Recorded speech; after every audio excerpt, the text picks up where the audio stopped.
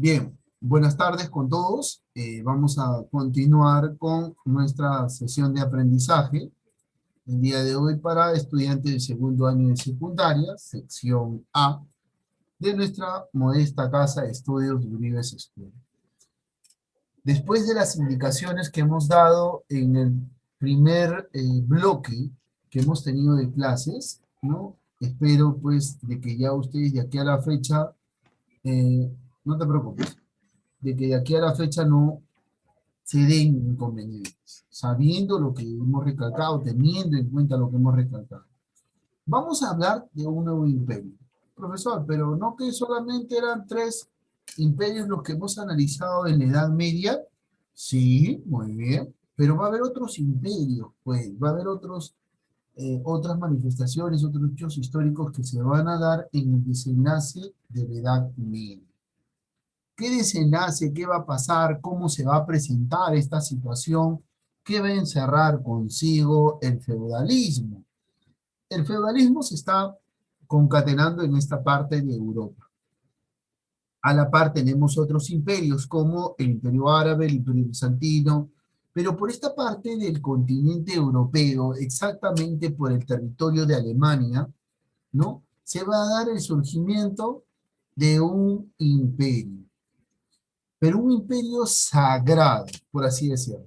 Recuerden ustedes que la Iglesia Católica, que en la clase que viene vamos a hablar acerca de la Iglesia Católica, y me encanta porque es un tema muy bonito, interesante, la Iglesia Católica de ese tiempo, ojo, la Iglesia Católica de este tiempo, no de la actualidad, no la iglesia donde ustedes congregan de repente si son católicos, no, no, la Iglesia Católica de este tiempo. La iglesia tenía tanto poder que le dijo a Carlomagno, tú eres el emperador y soberano protector de Roma.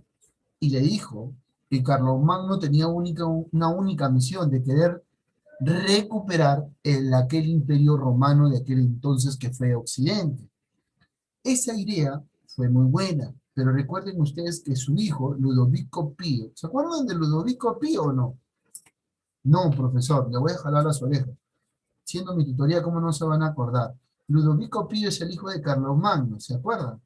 Y sus hijos de Ludovico Pío, ahora sí, sus hijos ya le están saliendo familiar, ¿cierto? Luis el Germánico, ¿cómo se llamaba el otro? Pregunta del examen que dos veces se repitió y las dos veces cayeron muchísimo.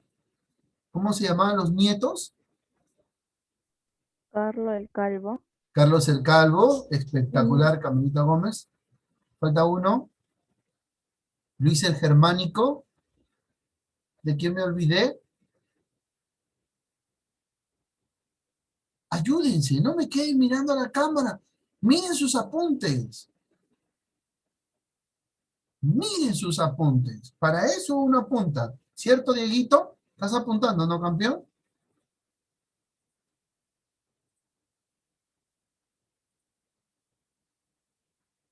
Luis el Germánico, Carlos el Calvo, ¿qué más? Por el chat. ¿Qué más? Ah, ya, me siento triste. Depresión total para el profesor Nardo. Depresión total. Rápido. ¿Les ayudo? ¿Se olvidaron? ¿Quién falta, Dieguito? ¿Está en el PPT? Polinésico, profesor. Oye, Dieguito, te voy a colgar, hijito. Dime acá, ¿quién falta? Hemos hablado de Carlos el Calvo, Luis el Germánico. ¿Quién falta? El tercer nieto de Carlomagno. Luis el Niño. ¡No! ¿Lotario? ¡Notario! Está en, ¿Dónde grande, profesor? está en el PPT, por el amor de Dios. ¿Por qué son así? Me quiero morir. No, mentira. Chicos, por favor, no me hagan renegar, ¿ah? Es Lotario, señores. Lotario, Luis el Germánico y Carlos el Calvo. Son los nietos de Carlos Magno. Y entre sus nietos, ¿cuál era el plan de Carlos Magno? Vamos a formar condados, ducados y marquesas, o marquesina, o marqueses, para tener una mejor administración. Pregunta del examen también. Para dominar y tener un control del imperio carolingio. esa misma acción, los nietos van a decir, no, ¿saben qué? Mejor vamos a dividir los espacios. Y hacen el Tratado de Verdún entre los nietos de Carlomagno. Y esto va a ser el primer paso a la decadencia del Imperio Carolingio. ¿Se acuerdan? ¿Se acuerdan o no se acuerdan? Las invasiones bárbaras van a condicionar el Imperio Carolingio. Es en este territorio donde va a surgir el Sacro Imperio Romano Germánico. Y cuando hablamos de germánico, ¿a quién nos referimos? A Luis el Germánico. O sea, es en el territorio de Germania. Profesor, hace 250 años atrás había un país que se llamaba Germania. ¿No era Alemania, profesor? Sí, era Alemania. Vamos a hablar de los orígenes de este país, Alemania. Claro que yo, en particular, como que comparte, como que tal vez me cuesta un poquito entender, porque recordemos que más adelante ustedes van a estudiar la unificación alemana, donde Alemania se unifica, donde Prusia tiene mucho que ver y donde se unifica como tal, como país. Pero eso va a ser más adelante. Por ahora concentrémonos en el Sacro Imperio Romano Germánico. Y va a tener este nombre, y su abreviatura va a ser SIR. ¿Me dejo entender? El SIR. Sacro va a ser sagrado. Imperio, porque va a ejercer dominación a través de la guerra sobre otras culturas.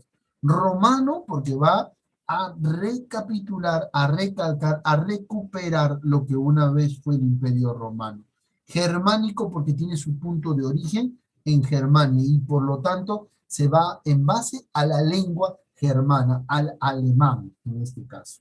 ¿Me dejo entender? ¿Siento? Grace, corazón. Después haces puntitos, mi vida, en la pizarra. Ok, vamos acá. ¿Cómo surge el Sacro Imperio Romano Germánico? ¿Cómo se da este imperio? Este imperio se va a dar fácil. Este va a surgir después de qué. ¿Y quién va a ser el importante? ¿Cómo surge? Antecedente importante de cómo surge el CIR. Primero, el Tratado de Verdún. Este tratado en el año 843 entre los nietos de Carlomagno va a dejar una situación pues condicionada a estos territorios. ¿Por qué? Ojo, estos territorios, ¿no? Estos territorios, miren acá ustedes, la península de Italia, Francia, Francia, también Alemania actualmente, Países Bajos. Estos territorios están ligados en base a qué. ¿Quiénes eran los carolingios? Pregunto yo. ¿Eran los reyes de origen o quiénes fueron primero en una primera instancia los carolingios? ¿No eran los mayordomos de palacio? ¿Se acuerdan o no? ¿Se acuerdan o no?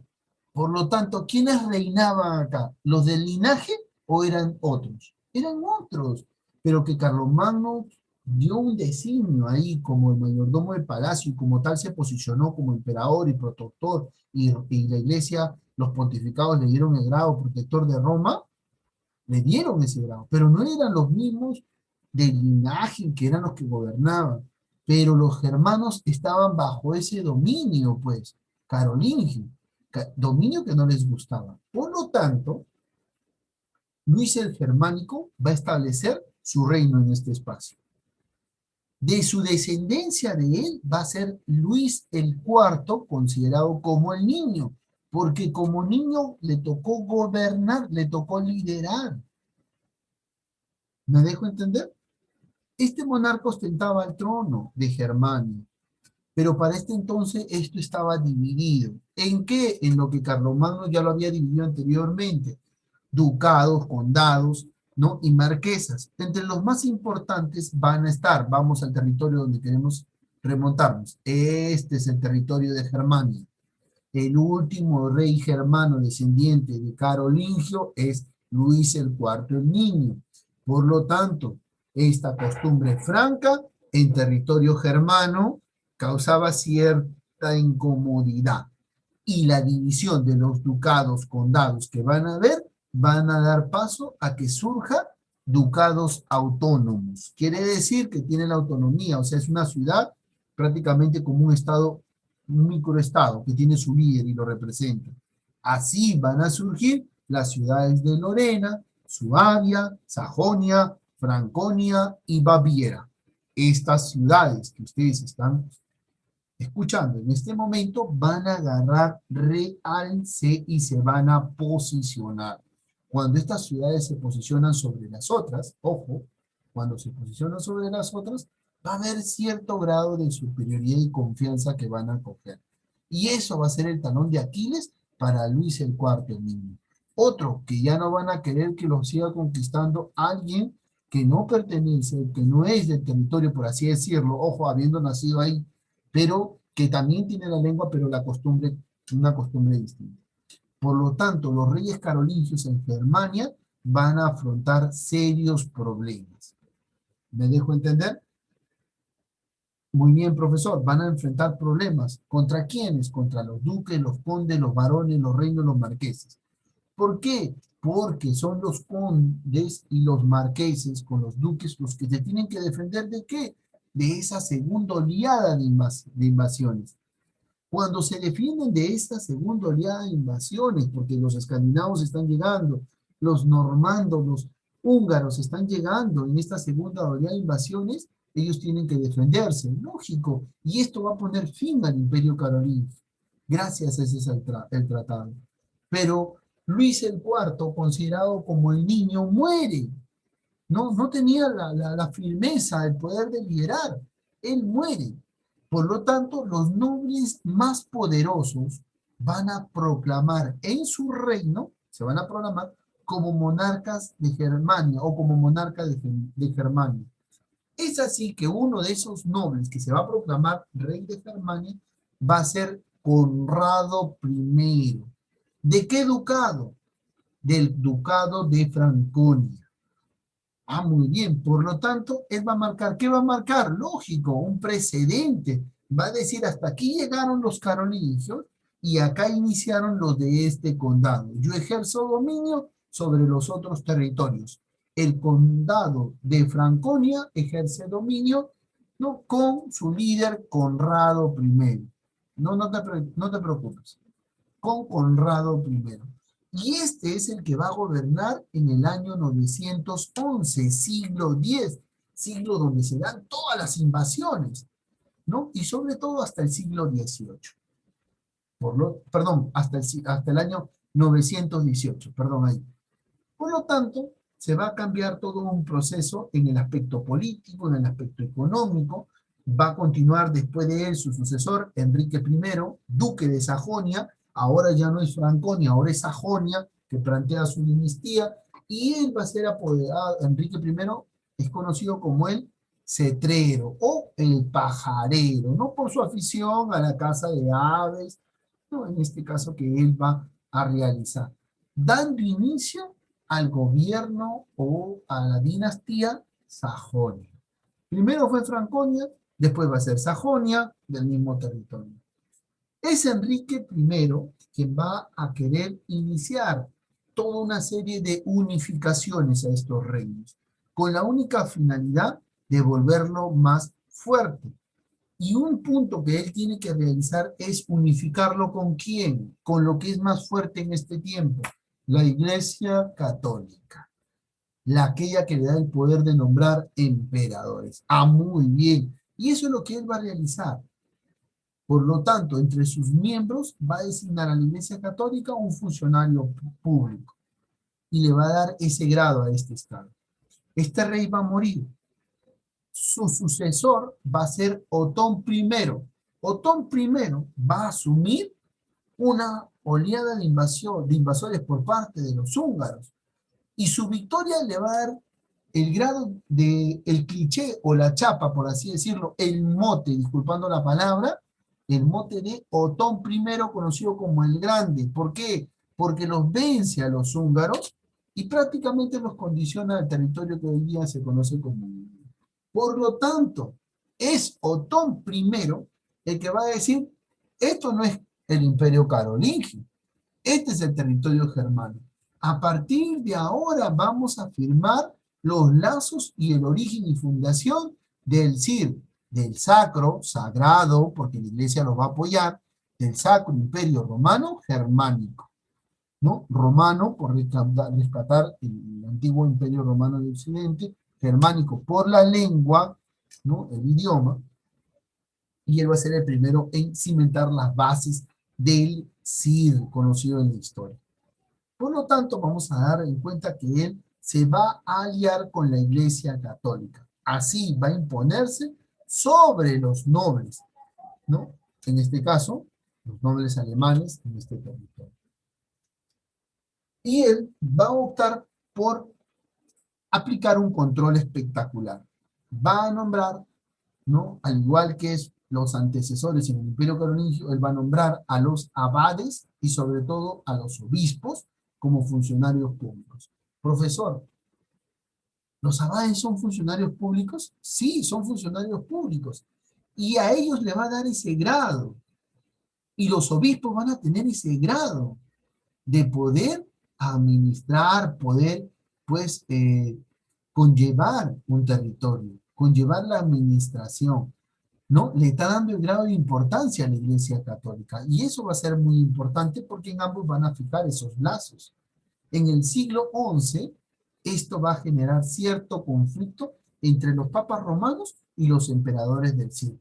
Lógico, va a generar cierto conflicto, pero este conflicto se va a resolver en la batalla de Lynch, no con los católicos, sino con aquellos que van a querer invadir estos territorios. En el año 955, luego de la cual se comenzó a llamar el Grande. ¿Por qué? Porque recuerden ustedes que condicionó a ¿quiénes? A los húngaros.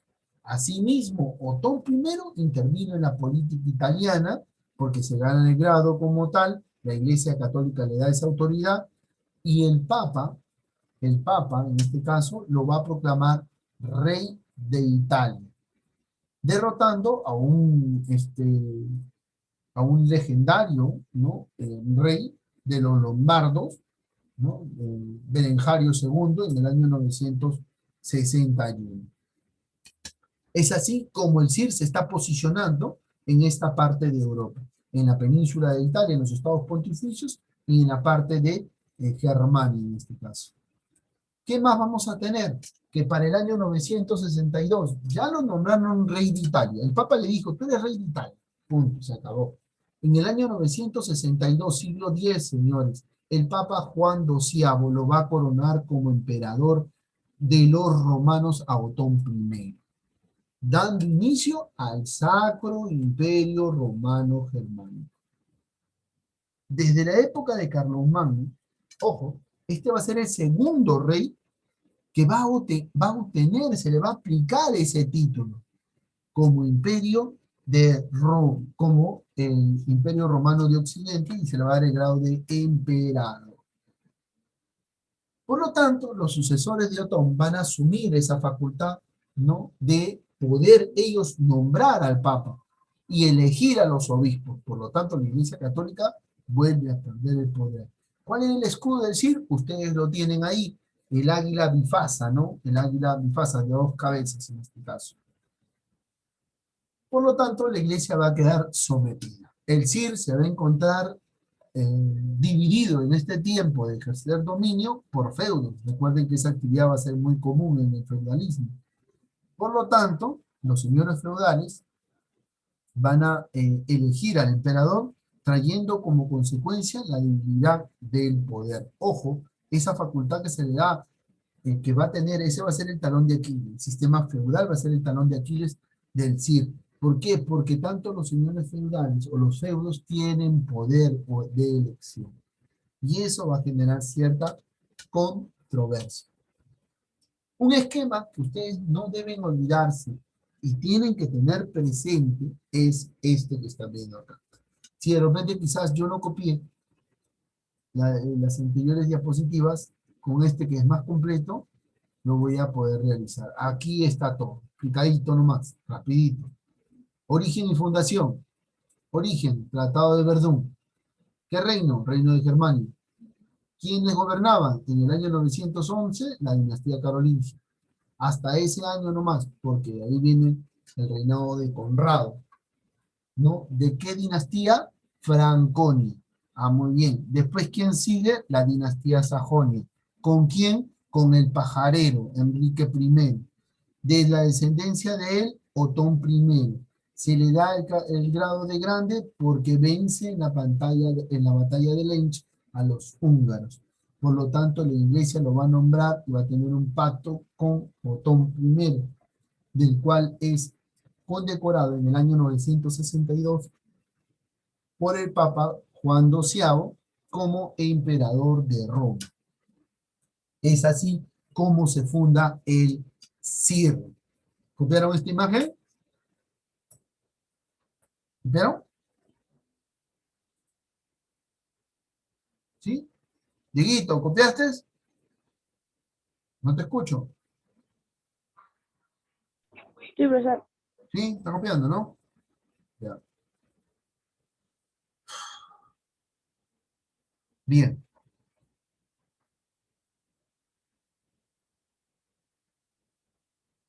¿Sí?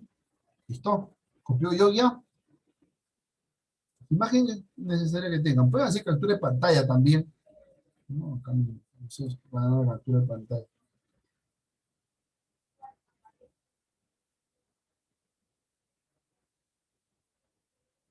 Bien. Vamos a continuar acá. Este es el territorio del CIR. Así, de esta forma fue creciendo. Sajonia, Franconia, Suabia, Bohemia, Lombardía. Este fue el territorio en los cuales ellos se van a asentar. Y va a fijar las bases de la, hoy en día, del territorio de Alemania.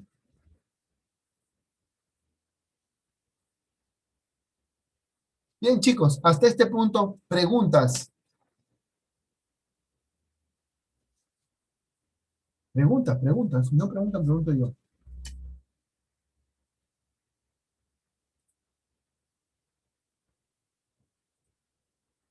¿Preguntas? ¿Ninguna? ¿Todo está claro? ¿Seguro? ¿Sí? ¿Está claro, no? Anaí, ¿todo bien? ¿Claro? Listo, vamos a acá a continuar. Vamos acá, aquí lo terminamos.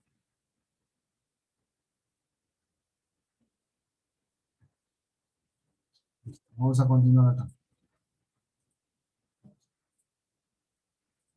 Bien, continuamos. No habiendo preguntas, quedando todo claro, vamos acá.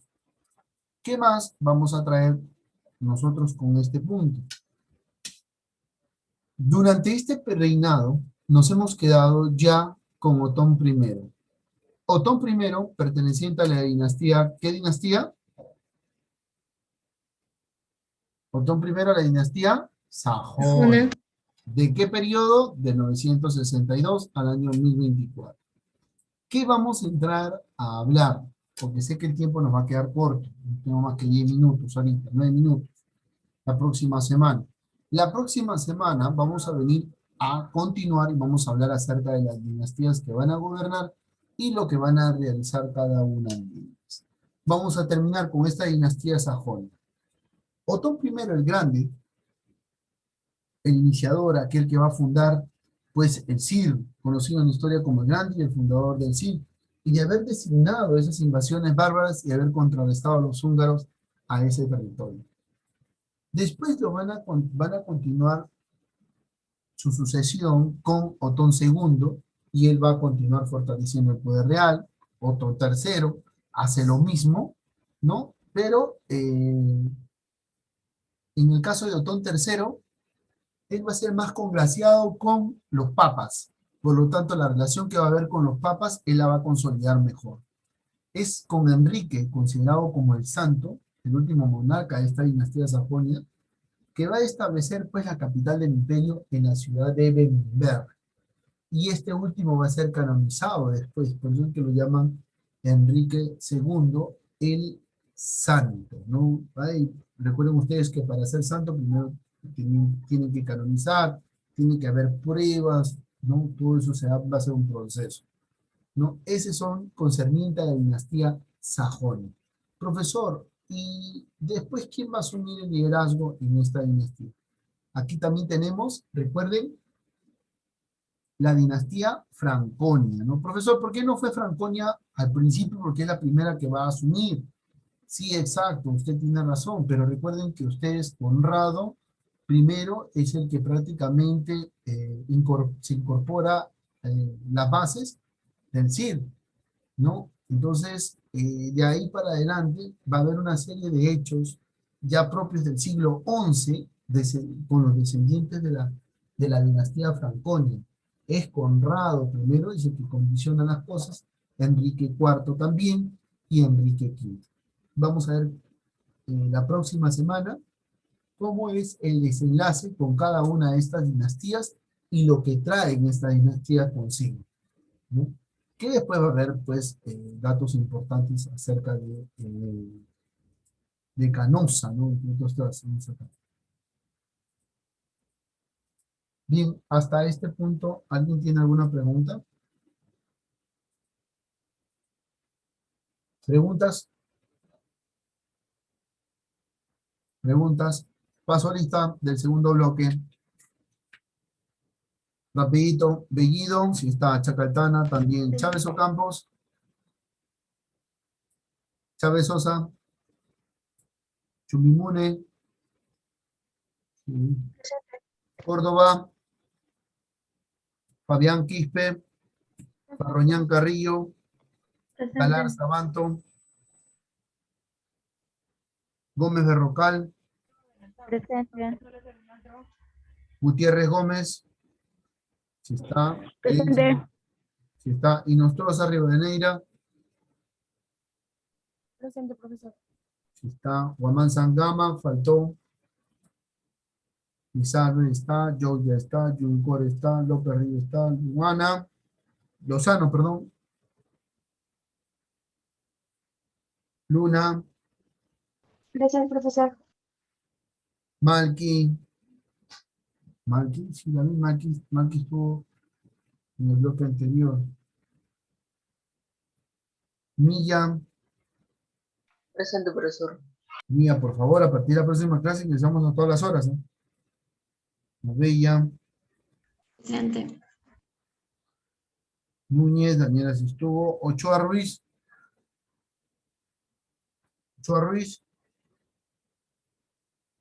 Orna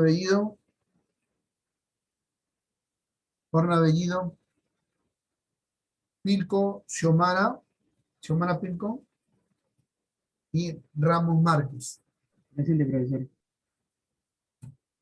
Bien, señores, esa es la asistencia del día de hoy. Preocupante.